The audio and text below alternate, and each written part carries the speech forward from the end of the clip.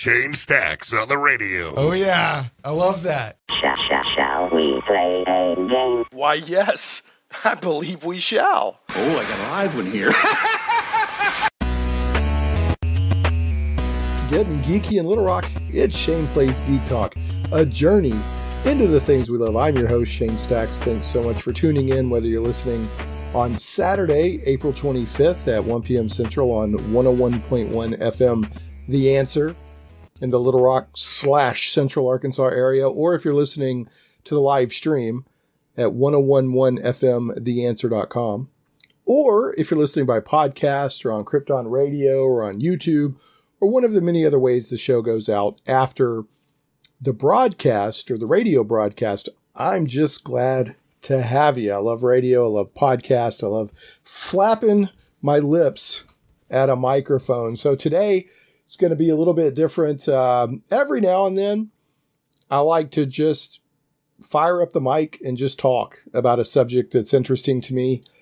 And, you know, I usually have a guest or, you know, something like that. But every now and then I just like to just fire it up, sit here with a microphone and talk to you, my listeners. And sometimes that's, I don't know, just the way I want to go. And that's what we're going to do this week.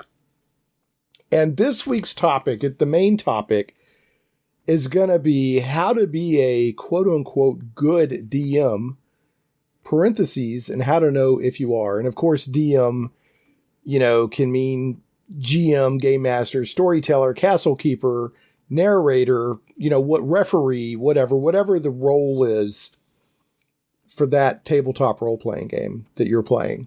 DM, you know, has been around so long that it's used interchangeably by a lot of people. But DM is Dungeon Master, DM for short.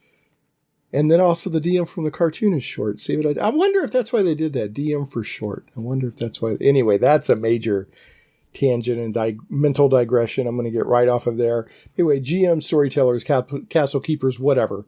This will apply to being that role at a tabletop role-playing game.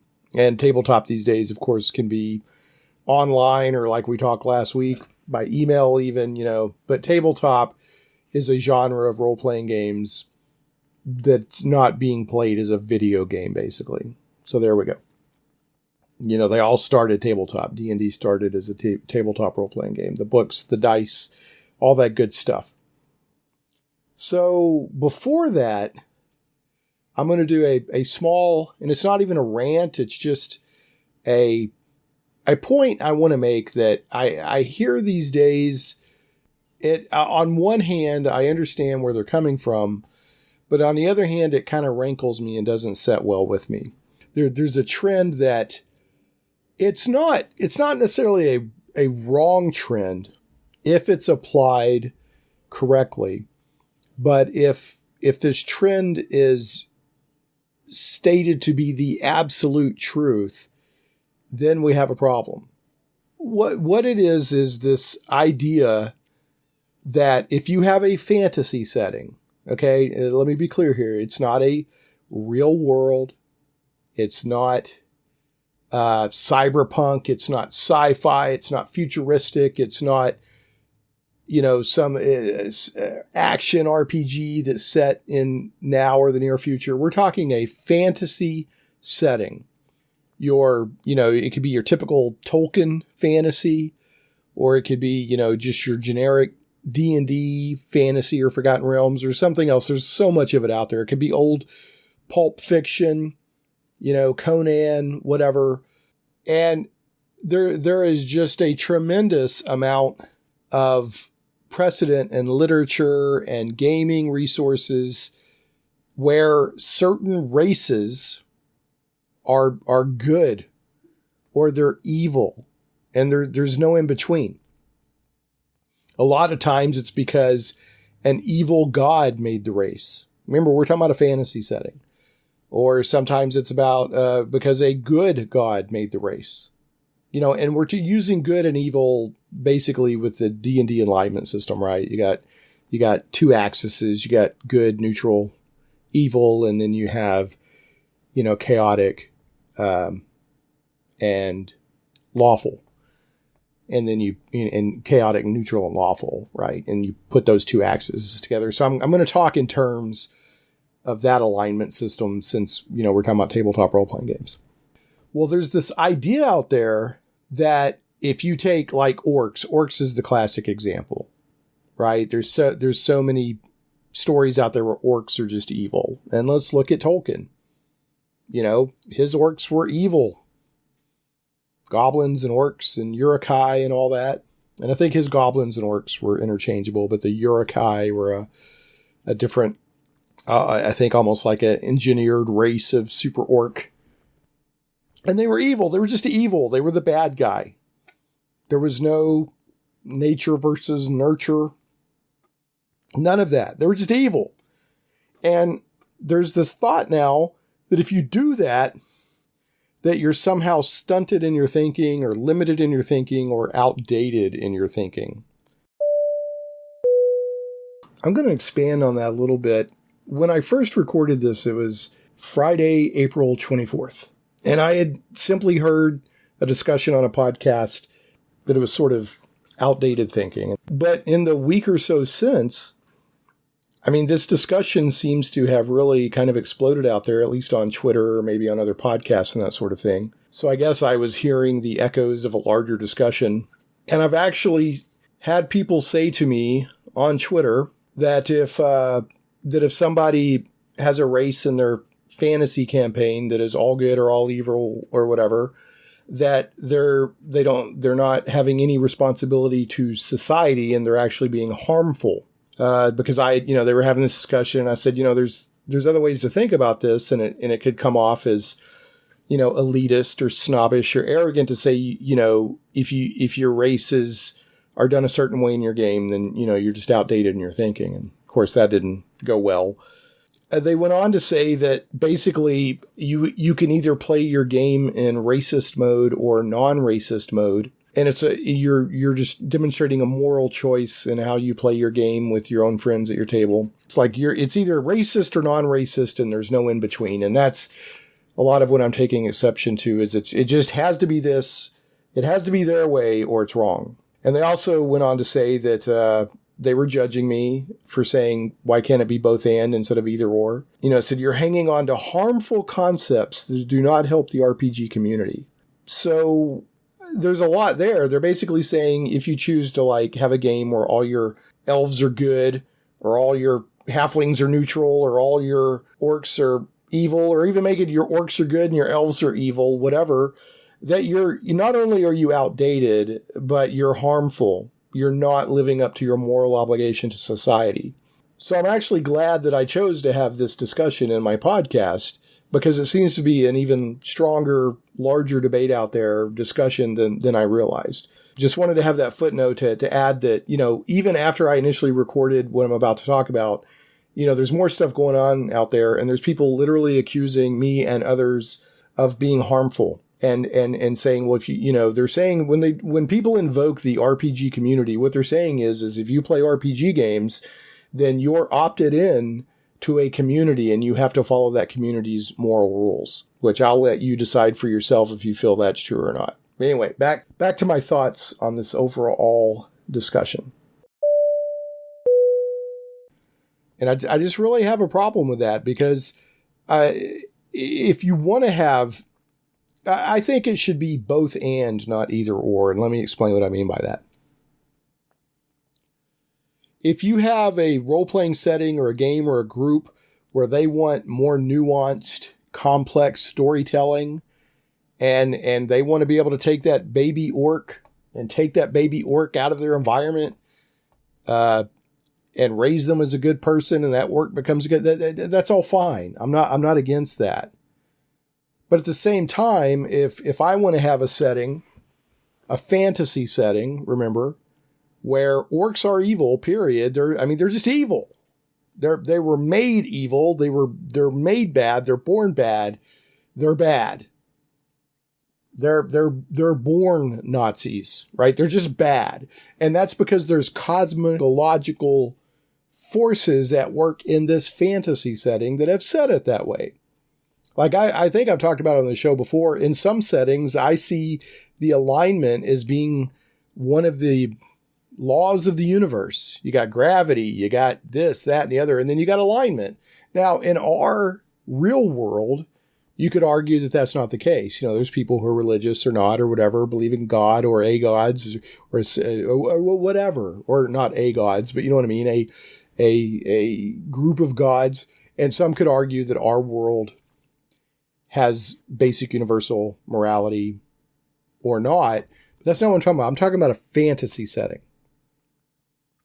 And I think it's perfectly okay for the type of storytelling that you want to tell to say that this race of whatever, and you could also say that the elves are good.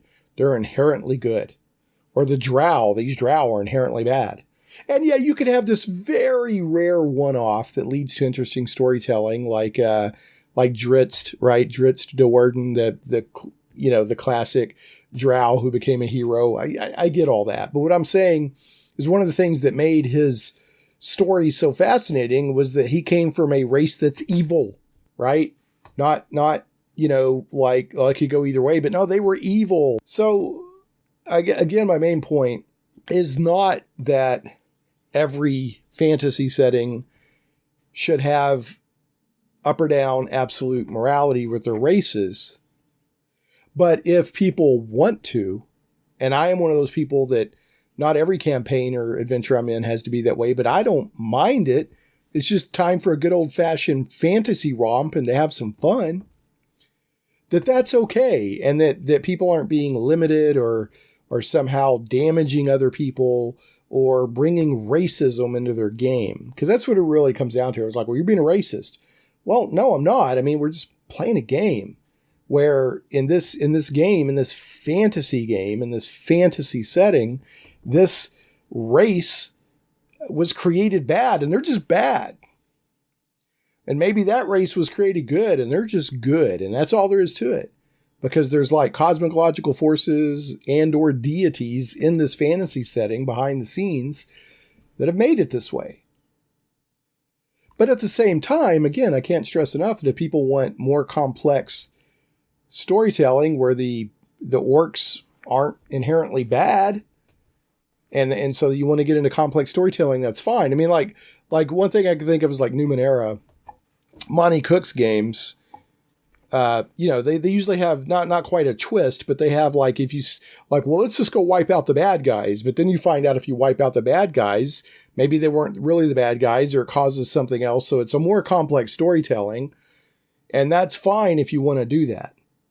I'm all for that. There are times, I use this analogy pretty regularly in my regular life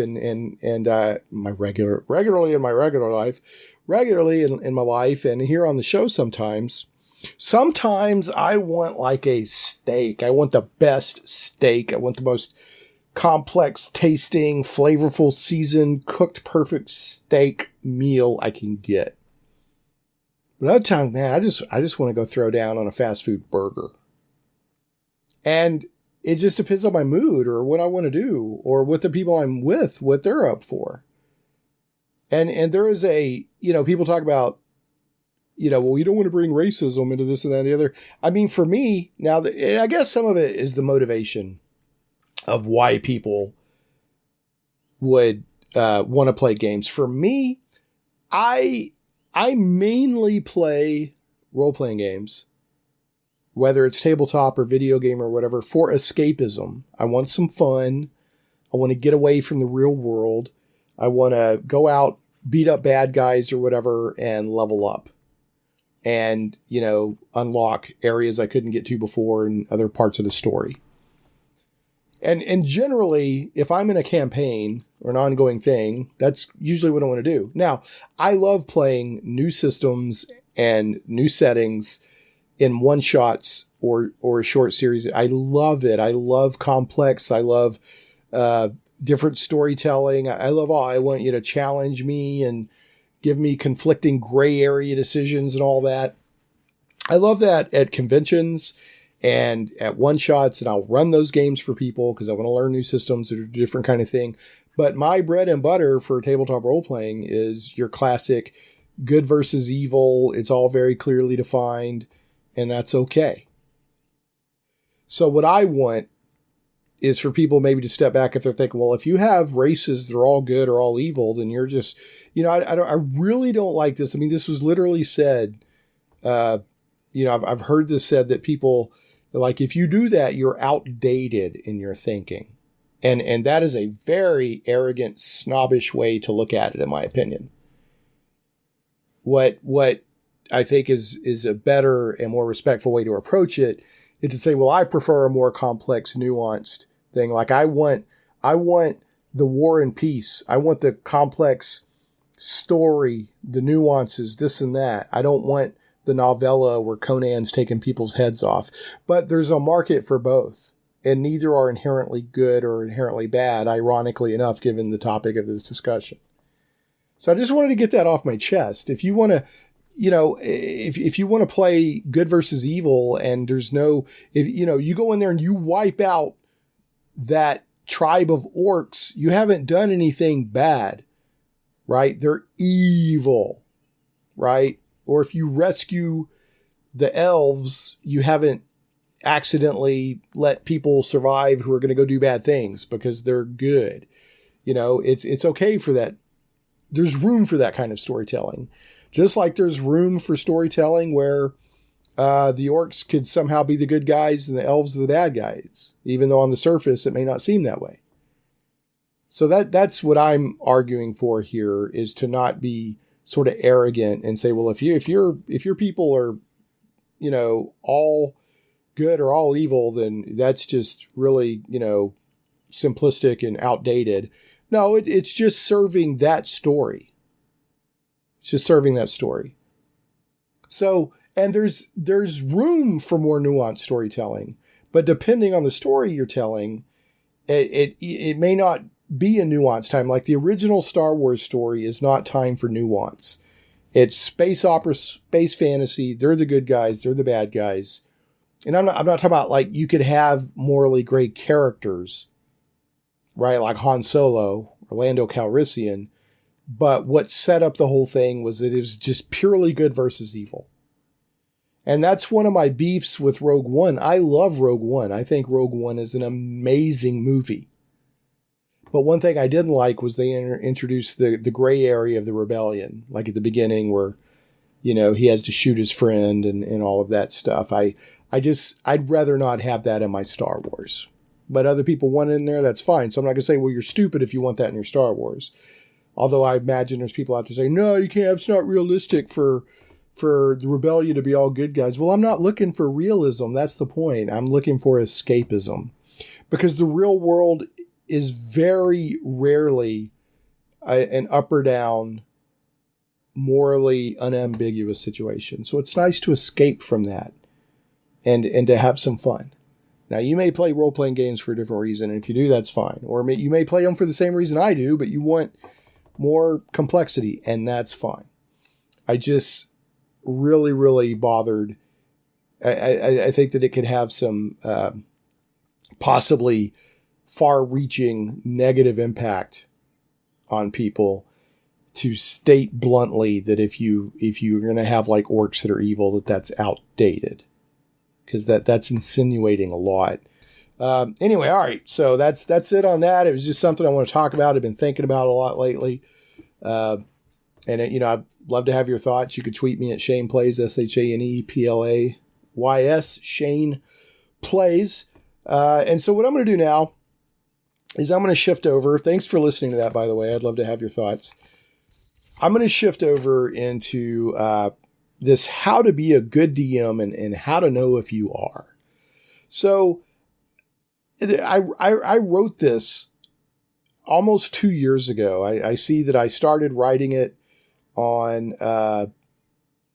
May 4th. May the 4th be with you. May 4th of 2018. And I kept meaning to make a blog post out of it, and I haven't done it yet. I need to. Or maybe, did I make? I don't think I made a blog post out of it yet, but I was thinking, what do I want to do this week?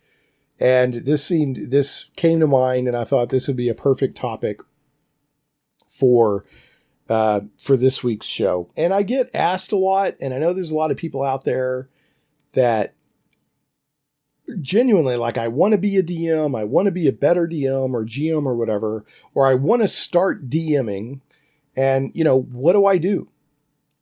So I hope that both new DMs or GMs or hopeful DMs and GMs or people who have been doing it 40 years, maybe you can get something out of it. I don't know. And I want to preface this. I'm not an expert. I like to DM. It's my preferred role at the table. It's, I do like to play on occasion, and that's fun, but I just really enjoy DMing. It just fits my personality or whatever. And I like to provide that story and entertainment for people and seeing everybody having a good time and, watching all the craziness happen. But I want to speak for a moment to either new or hopeful DMs. I see a lot of comments on like Twitter, Facebook, or whatever. Hear people talking on podcasts. People are like, well, I don't know if I could do this. And they really put a lot of pressure on themselves. And, or they'll be like, I'm getting ready for my first game tomorrow. And I just don't know. I don't know if I can do this.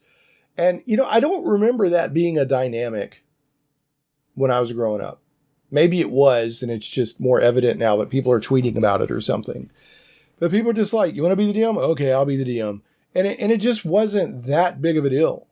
And people would DM or not. And it was fine.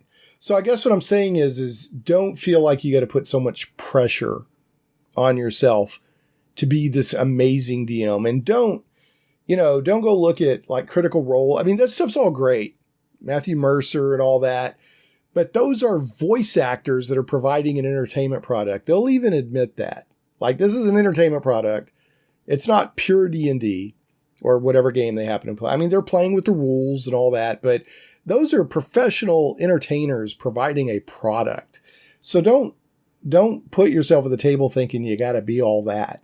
And maybe you can be all that, but you got to get there. I mean, nobody gets amazing. You might have talent, but nobody learns the ropes and, learns their strengths and weaknesses and what works and what doesn't for them and for their players on the first session. One of the points I'll make here in a little bit is everyone's there to have fun. So just roll with it. Don't put so much pressure on yourself. It's okay. Just have a good time.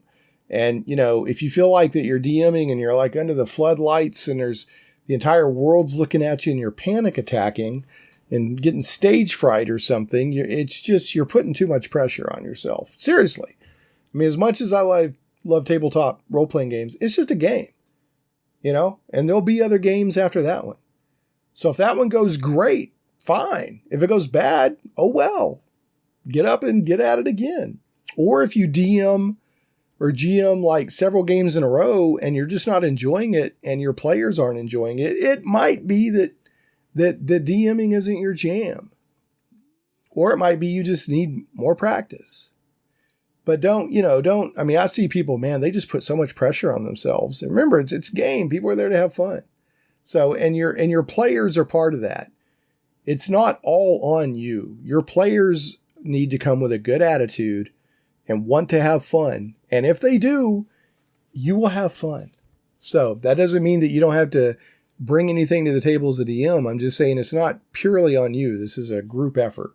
So another thing I want to share before I get into, some of my tips on how to be a good DM. And remember, at the end of this, I will share a foolproof way. You will absolutely know, guaranteed 100% whether you're a good DM or not.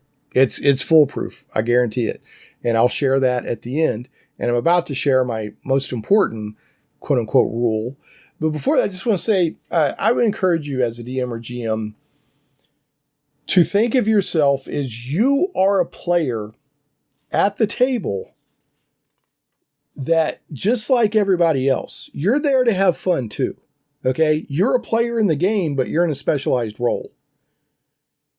You're not there. And it's so much of the advice I hear is like, do this for your players, do this, da, da, da, da, da, da, da. And a lot of that advice is very good, but there's a mindset I want you to consider. You are not there to be a vending machine and give the players whatever they want when they push a button or cater to every little expectation and whim. And I know people are like, wow, I can't believe you just said that, because that runs counter to so much of the thought out there. But, you know, if you do that, if you're just there to cater to your players, every little expectation and whim and every little demand they have and hope they have, that'll end up becoming an exasperating servile drudgery. I guarantee you, you will not be having fun. So you want to collaborate with your players. Definitely collaborate with your players. Take their backstories into account and their characters into account and the personality of the player, not just the character. Take all that into account. Give everybody time to shine. But you don't have to just give in to every little thing they want. And man, I know that there's people like, wow, I can't believe you're saying that, but it needs to be said. So, and depending, and a lot of it comes to your group. If you as a DM get satisfaction out of just constantly being a customized storyteller to your players, and they kind of end up dictating what the game is, and if that makes you happy, then fine. But I don't think the vast majority of people out there are like that. And I know that one thing that'll make me not want to come back to the table is if, players are being demanding or unappreciative or, trying to constantly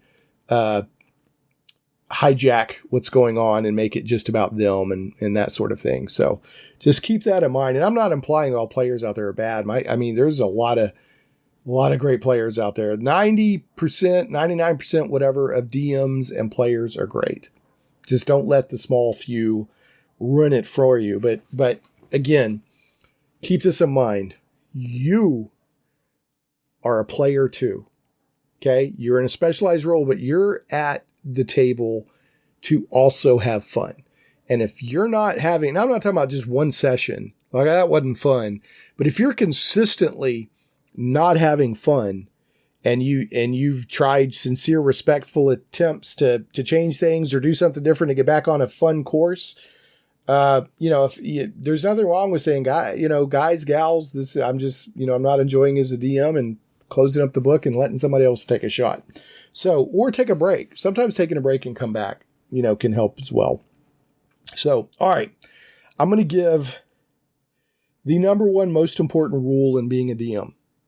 And then we'll take a break and I'll come back and get the rest of the stuff. So the most important rule, and this is all based on, I've been GMing in some form or fashion since the 80s, but as a consistent, constant, running a weekly game, this is based on 5 or 6 years, about 6 years of experience of just running a weekly game. But it also incorporates just experience playing and DMing here and there, back to the 80s even. But I don't pretend to be, the master DM. And, as with I do see it as a craft. I didn't even used to see it at that. When people talked about it being a craft, I thought they were being a little bit snooty. But no, it is a craft. There is definitely a craft to DMing. And I'm on my way, but I'm not there to being, the best I can be by any means. So here's the most important quote unquote rule in being a DM, according to Shane. Knowing the rules inside and out is not the most important thing to being a DM. It may not even be the second most important thing. All right. The most important thing is to keep moving with the story and making sure everyone is having fun. That's where it's at. It's taken me a lot of experience to get to this viewpoint. Honestly, it has, because my natural instincts are to be all about the rules. So let me give you an example. When I first started running 5e, I barely knew it. I had picked up the starter set and they wanted more games running up at my friendly local game store. So I said, sure, I'll run D&D 5e. And I showed up and I started running Lost Mine and Phandelver. And I barely even knew, I hadn't played 4th edition. I was out of, I've been a long time RPG gamer, but I was out of the hobby for a few years. And so I completely missed 4e. And so I started running D&D 5e. I didn't even know how it differed really from previous editions. I was just relying on my knowledge of the various D&D editions and other RPGs I'd played, just that experience of knowing basically what an RPG game was. And I showed up at the game store with a bunch of players I had never met, and off we went. And it was fine. And we've had fun ever since, session after session. So we're gonna take a break. When we get back, I'm gonna talk a little bit about what do you do if you don't know a rule, and how to handle rules lawyers. I may have a different perspective on rules lawyers than many people do, and we'll talk about powerful tools that are in a DM's bag and other stuff. So stay tuned, and we will be back here in a moment after this word from our sponsors on Shane Plays Geek Talk. Are you a fan of thrilling adventure, daring suspense, and just a touch of romance?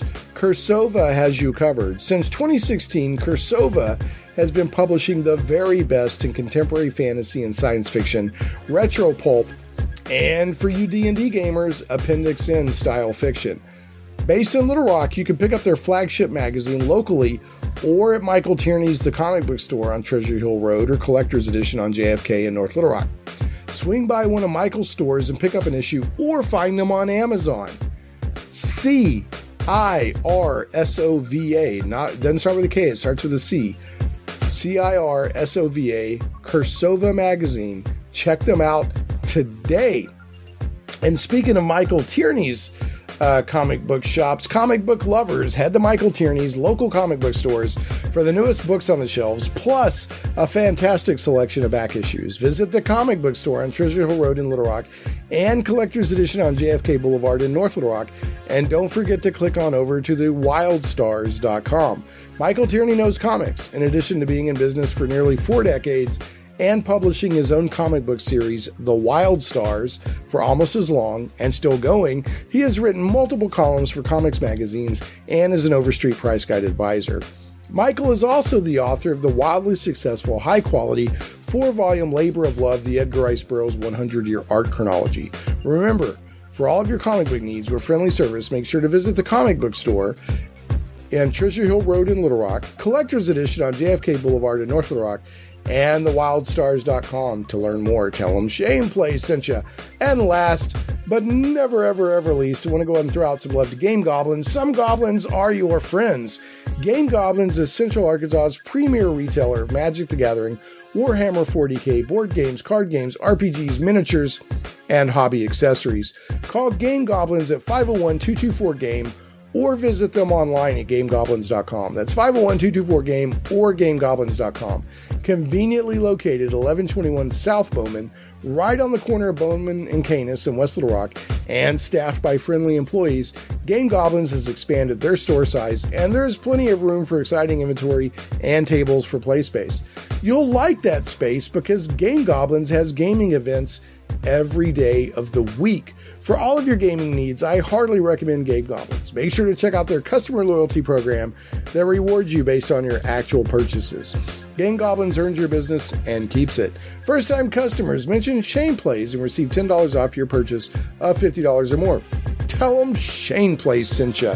And folks, if you do visit any of my sponsors, please tell them that you hear about them on the show. That helps them know that their advertising money and the relationship we've built is time and money well spent. Shane Plays Radio is blessed to have sponsors, and we appreciate them very much. However, did you know that you can also support the show as an individual for as little as $1 an episode? Simply go to patreon.com/Shane Plays. And we're back on Shane Plays Geek Talk, a journey into the things we love. Thanks so much for joining. This is your host, Shane Stacks.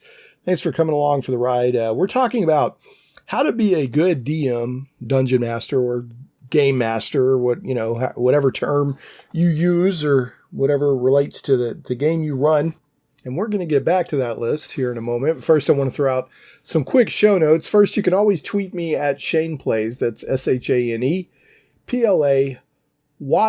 And when the podcast version of this show goes out, so if you're listening by podcast or on Krypton Radio or on YouTube or something, the show notes and links will be up at shaneplays.com. That's ShanePlays.com. Last week's show is out there, And that was episode 219.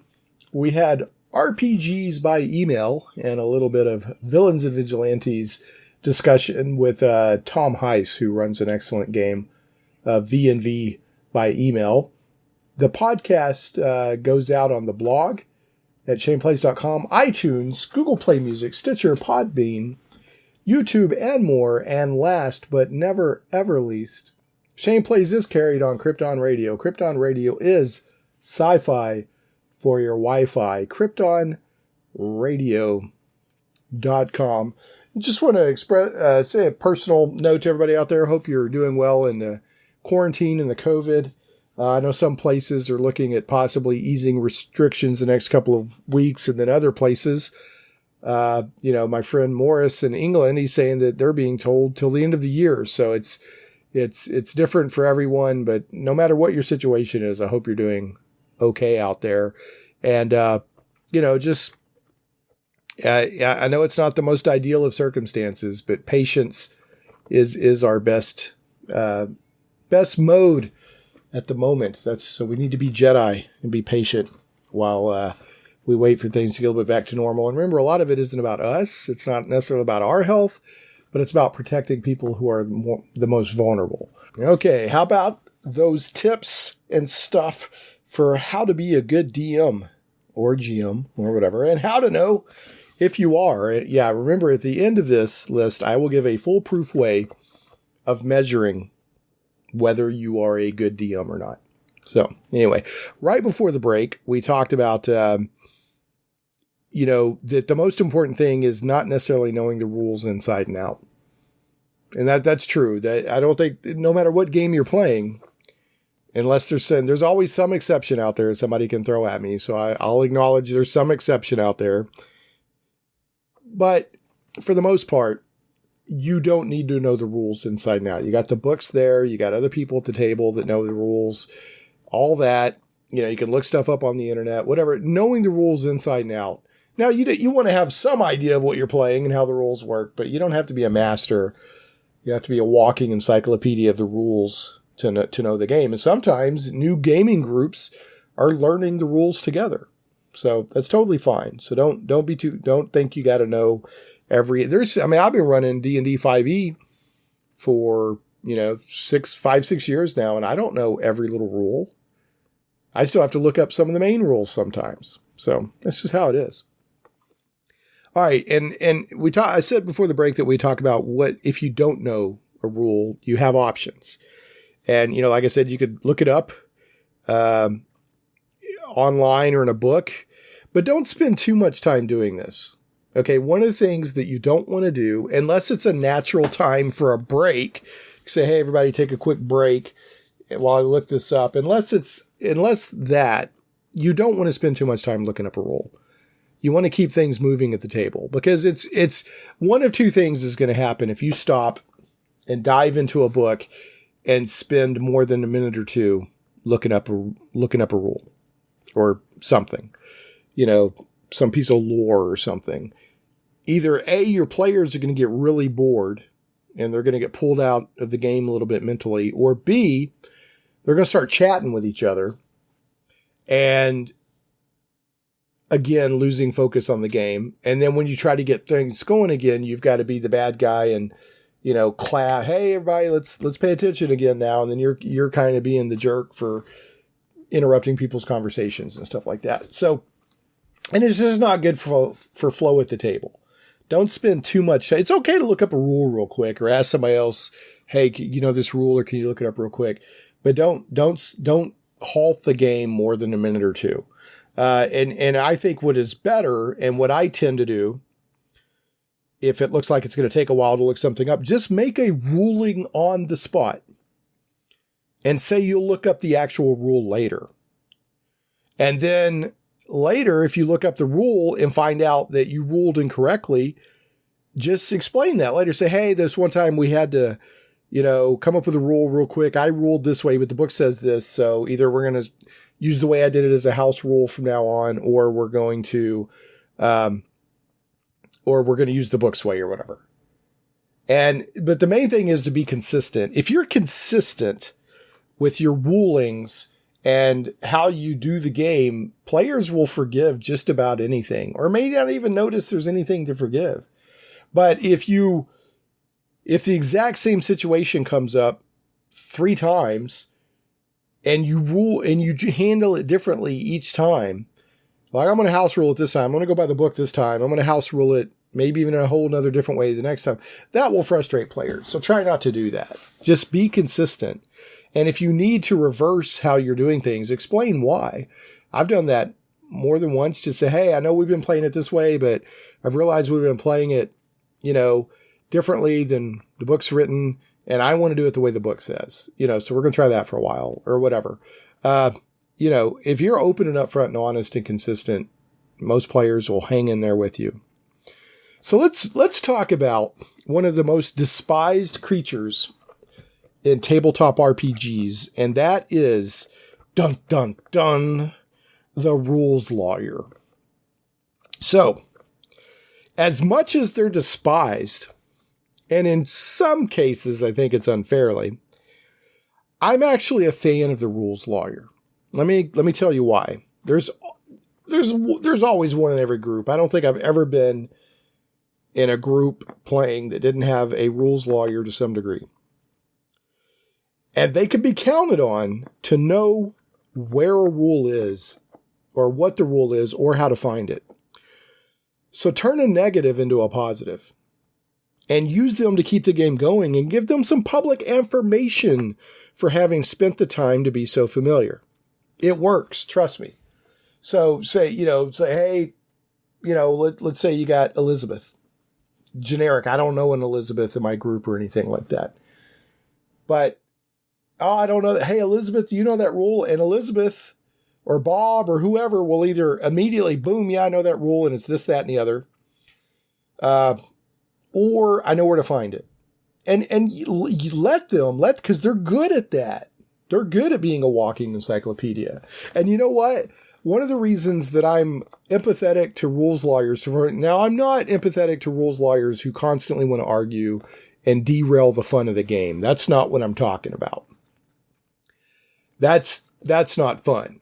But I think even those type personalities can be guided to a more positive outcome in the game. Right? So, they have the knowledge, they want to use it, they want to see the rules work.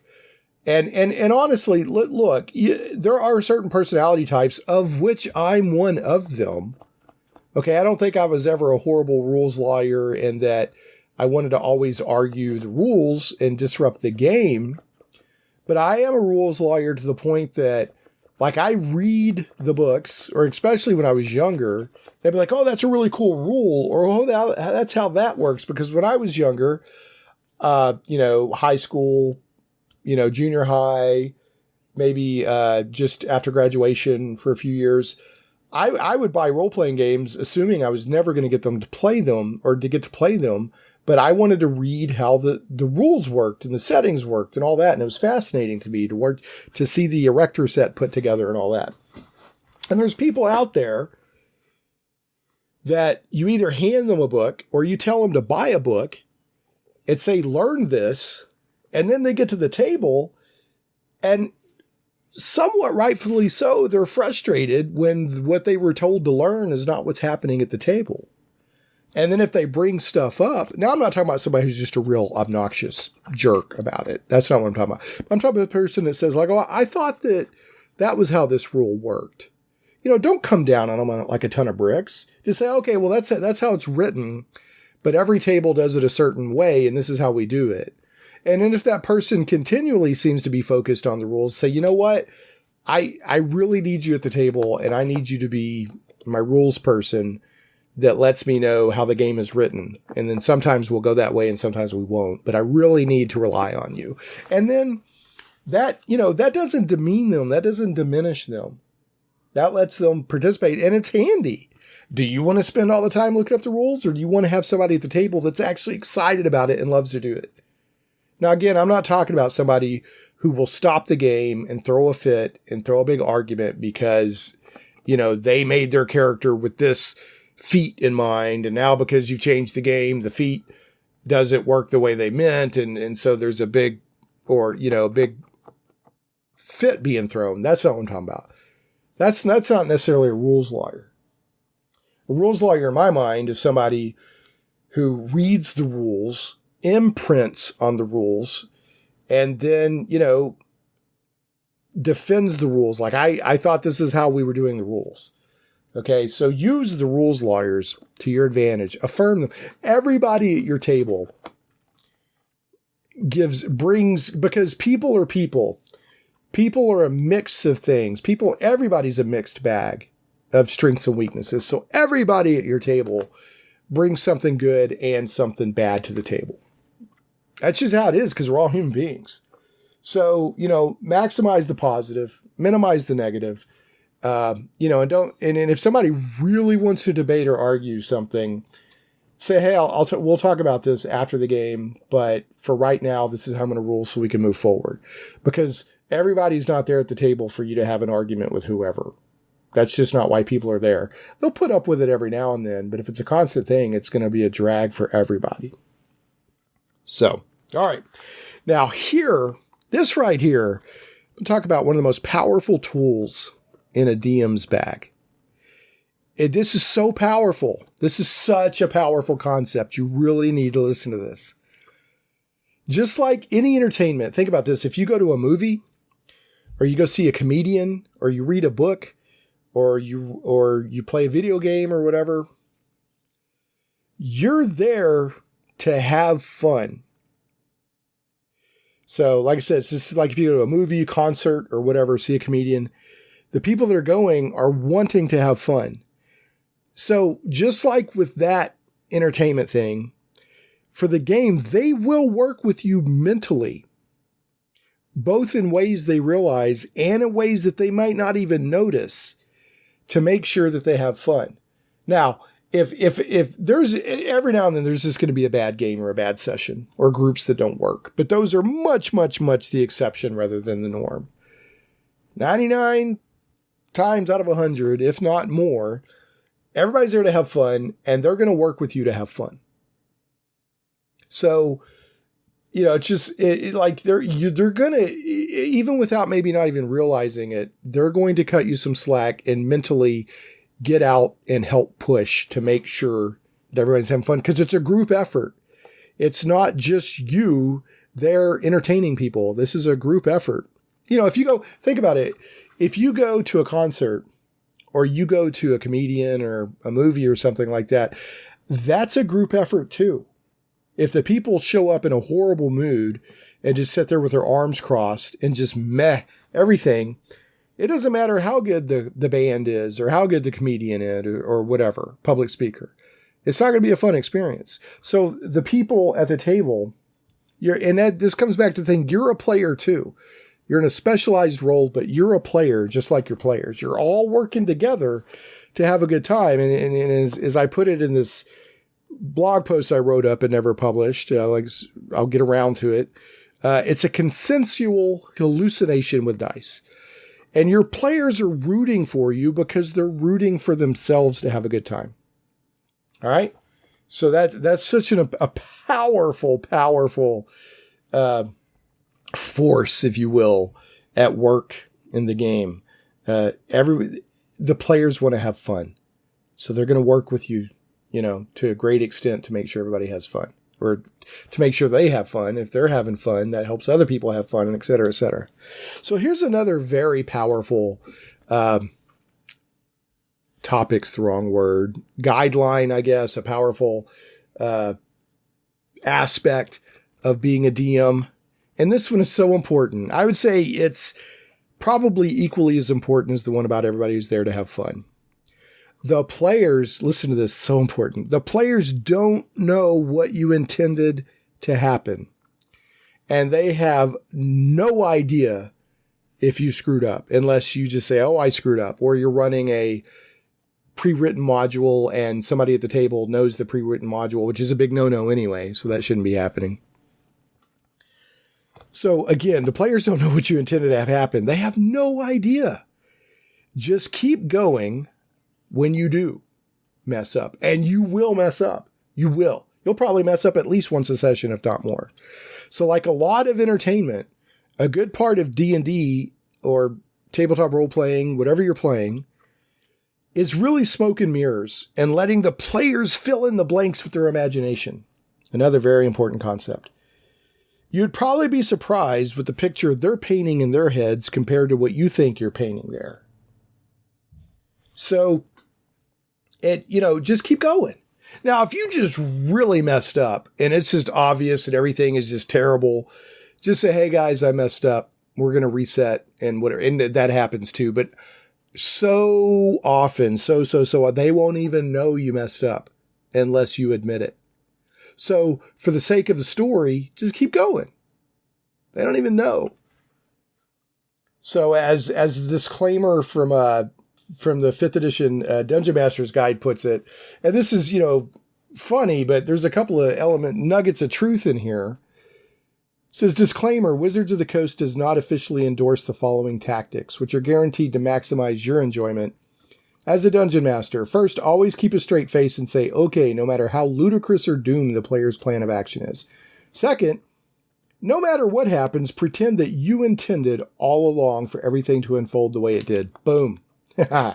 Third, if you're not sure what to do next, feign illness, end the session early, and plot your next move. When all else fails, roll a bunch of dice behind your screen, study them for a moment with a look of deep concern, mixed with regret, let loose a heavy sigh, and announce that Tiamat swoops from the sky and attacks. Like I said, that's a joke, but there's some truth there.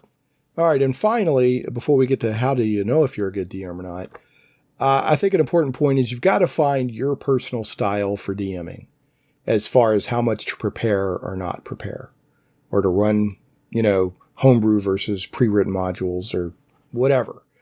And every DM's a little bit different. What works best for me is I don't prepare to the point where I've got every little thing memorized, and I don't ignore it to the point where I have no idea what's going to happen. The best way I can explain it, it's like when I do public speaking, I don't write out a full speech, and I also don't go in unprepared. I just write some bullet points and take it from there. And that's what works really well for me. And you won't really know what your approach is until you've DM'd or GM'd for quite a while. And then you'll figure out what works best for you. But if you hear other people saying, oh, you got to spend 3 hours per hour of game time, I mean, that's meaningless because that's not your personality. So just do what works for you. Okay, and here we go with a big drum roll. How do you know if you are a good DM or GM or whatever you call it? It's truly simple to figure out. Now, you could ask your players, and you'll get varying answers, which may or may not reflect the truth, human nature being what it is. You can compare yourself to other DMs, which I don't recommend within reason. I mean, see what they're doing that seems to work and not, but don't make that the measure. Assessing whether your players seem to be having fun on any given session can be hit or miss because one session is not a measure of the ongoing game as a whole. So never measure whether you have a good campaign going by just one session. Here it is. This is foolproof. All right. The most accurate, easiest, and most convincing measure of if you are a good DM is this. Here we go. Pay attention. Do your same players keep coming back on their own accord, not because of peer pressure or other factors, but because they want to every week for more? That's it. The behavior of your players over time is the most trustworthy metric. If they keep coming back consistently on their own, congratulate yourself. You are a good DM. If not, it's time to possibly review what you're doing and alter your approach. So there you go. That's my best advice and my best way to measure on being a good DM. I hope it was helpful. I'd love to have your feedback. Tweet me at Shane Plays, ShanePlays. And then finally, to end the show, I've got the bad joke of the week. Here we go. I apologize. No, I don't apologize in advance. I love inflicting this pain. I just went to an emotional wedding. Even the cake was in tears. Oh, yeah, baby. That one hurt so good. We'll catch you next time on Shane Plays. Hey, nice timing, your shortness. Where were you when we needed an exterminator? There are many matters that require my attention, Cavalier. A dungeon master's life is not an easy one. Ah, don't give me that. You've got tons of power and you never even use it. Boy, if I were dungeon master, I'd have it made. What an interesting proposition. And it's true, I could use a little rest. Very well, Cavalier. I accept your offer. Huh? Shane Plays Radio is blessed to have sponsors, and we appreciate them very much. However, did you know that you can also support the show as an individual for as little as $1 an episode? Simply go to patreon.com/ShanePlays.